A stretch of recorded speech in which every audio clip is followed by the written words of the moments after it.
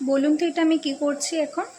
হ্যাঁ, এটা যারা একটু আমার মতো একটুখানি মোবাইল মানে একটু দেখে যে হেয়ার ফলের জন্য কি করা উচিত, তারা এই জিনিসটা খুব ভালো করে বুঝতে পারবে।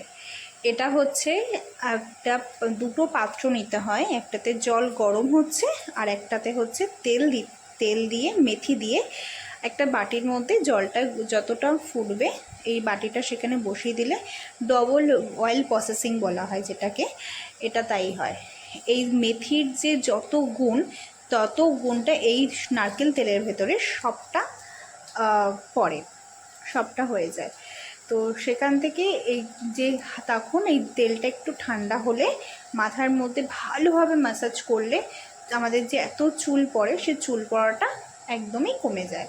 মানে একদম না কমো, অ্যাটলিস্ট তো 70-80% তো কমেই যায়। বাট এটা আমার পার্সোনালি খুব কাজে দেয়, তাই তোমাদের সাথে একটা ছোট্ট একটা টিপস শেয়ার করলাম।